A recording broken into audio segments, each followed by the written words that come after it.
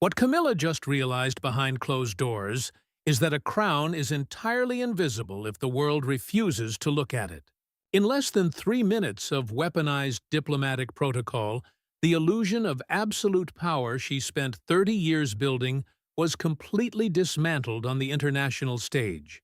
She was standing on the crimson carpet of Buckingham Palace during a highly publicized state visit, wearing her finest jewels and a practiced smile, when the visiting head of state smoothly bypassed her entirely to direct his full, animated attention toward the Prince and Princess of Wales. This is the story of the secret protocol grab Camilla attempted over the monarchy's global diplomatic relations.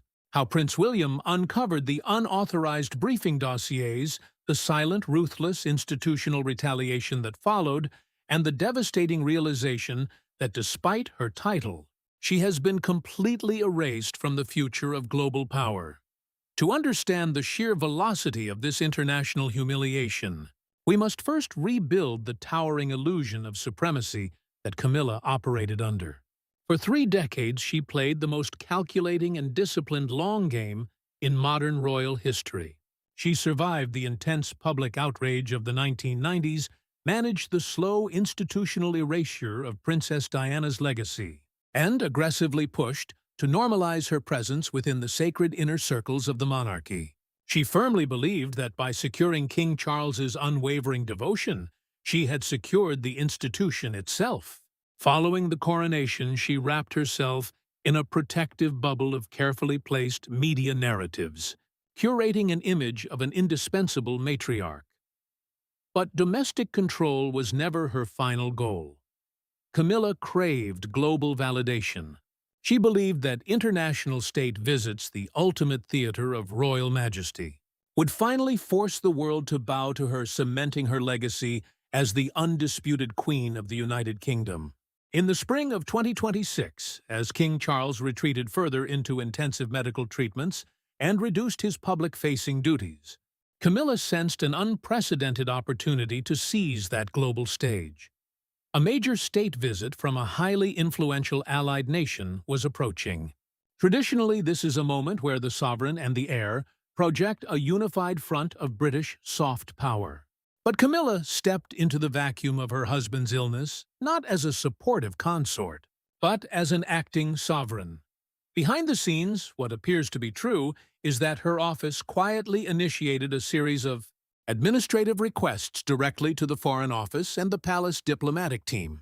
She wanted to alter the traditional greeting line and the seating arrangements for the state banquet, positioning herself as the sole primary host. Her objective was subtle but immense.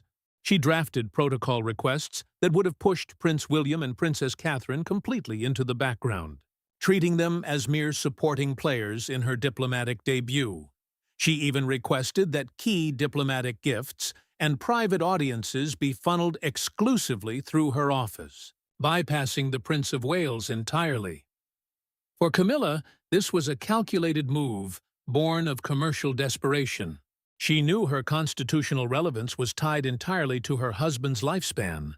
By physically dominating the global imagery of a state visit and forcing foreign leaders to treat her as the apex of British power, she hoped to project an untouchable authority.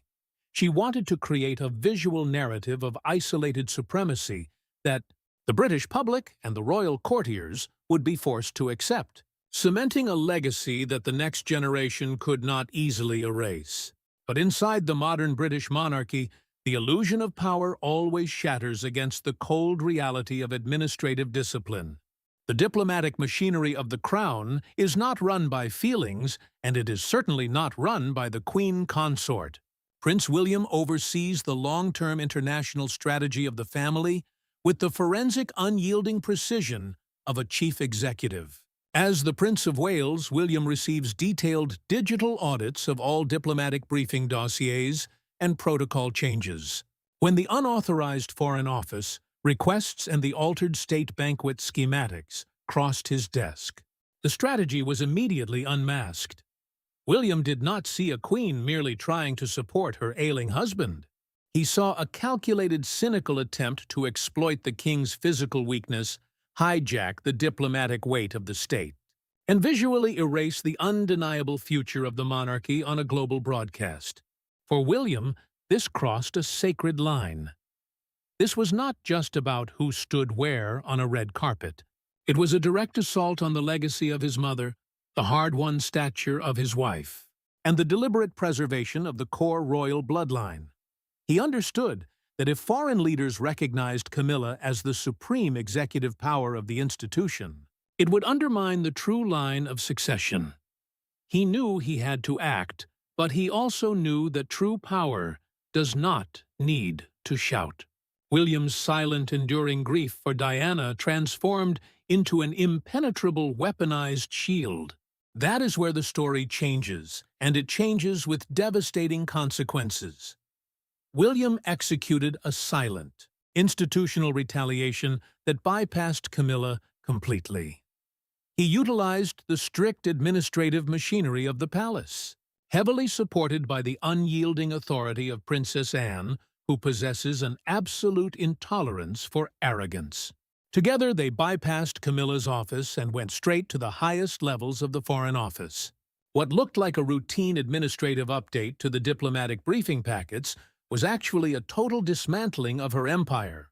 William and Anne oversaw the drafting of highly confidential revised briefing dossiers that were quietly distributed to the visiting foreign delegations before their wheels even touched British soil. These dossiers contained strict, non-negotiable instructions regarding the structural reality of the British Crown. The briefings politely but firmly informed the visiting dignitaries that due to the king's health, the operational future, and the primary diplomatic dialogue of the monarchy now rested entirely with the Prince and Princess of Wales. The instructions were crystal clear. The Queen Consort was to be treated with standard ceremonial courtesy, but all substantive engagement, all sustained photographic moments, and all high-level diplomatic focus must be directed to William and Catherine. It was a flawless execution of institutional power, legally reducing a sitting queen to a ceremonial footnote without breaking a single rule of decorum. The execution of this silent revenge was designed to land with clinical precision on the most public stage imaginable. When the evening of the state banquet arrived, Camilla stood at the top of the grand staircase, draped in diamonds, fully expecting the visiting dignitaries to treat her as the reigning sovereign. But the moment the heavy doors opened, her master plan evaporated. As the foreign leaders approached, they offered Camilla a polite, fleeting handshake, spending mere seconds in her presence before smoothly moving down the line. Their body language shifted completely as they reached William and Catherine. The foreign leaders engaged them with deep animated conversation, broad smiles, and undeniable deference. Catherine, wearing a subtle but magnificent piece from Queen Elizabeth's private collection, effortlessly became the magnetic center of the room. The gravitational pull of global power bypassed Camilla entirely, leaving her standing in the diplomatic cold, her physical marginalization broadcast to millions. Furious, humiliated, and deeply shaken by this sudden and absolute international containment, Camilla retreated into the private quarters of the palace the moment the banquet concluded. She turned immediately to King Charles, demanding that he intervene. She expected the same fierce, unyielding protection he had provided her throughout their entire controversial history. She demanded that he pull rank discipline the Foreign Office and formally reprimand William for undermining her authority in front of global leaders. She begged him to fix the protocol and restore the illusion of her supremacy. But as she laid out her frantic grievance, waiting for the sovereign decree that would save her, the trap finally snapped shut. King Charles did the one thing she never expected. He did absolutely nothing. Looking exhausted, frail, and entirely resigned, the king sat in agonizing silence. He stared at the floor, offering his wife no defense, no comfort, and no promise of retaliation. In that suffocating moment of silence, Camilla finally understood the terrifying reality of her position. King Charles had quietly surrendered the diplomatic authority of the crown to his son. She realized that the world had already moved on without her, and she was completely trapped in an empire where her crown was nothing more than an empty prop. The silence of King Charles in that private room was not merely a domestic failure to protect his wife. It was the formal institutional surrender of a reigning monarch. For decades, Charles had moved heaven and earth to validate Camilla, challenging the established church, defying public hostility, and straining his relationship with his own mother just to place a crown on her head. Yet when confronted with the cold reality of her diplomatic overreach and his son's flawless execution of protocol, he sat completely paralyzed. His silence was the definitive psychological climax of their entire partnership. Charles was not simply choosing his son over his wife. He was acknowledging a brutal constitutional reality. The king understood that the sovereign is merely a temporary custodian, while the crown itself belongs to the future. By refusing to overrule William and Anne, Charles effectively signed the decree of his wife's impending isolation, leaving her to face the machinery of succession completely unprotected. This profound abandonment forced Camilla to confront the true scope of her commercial desperation. To the casual observer watching the state banquet, a British queen is surrounded by unimaginable wealth, moving through historic castles and guarded by elite state security. But behind the velvet ropes of the palace, the financial architecture tells a completely different story. Camilla owns absolutely nothing.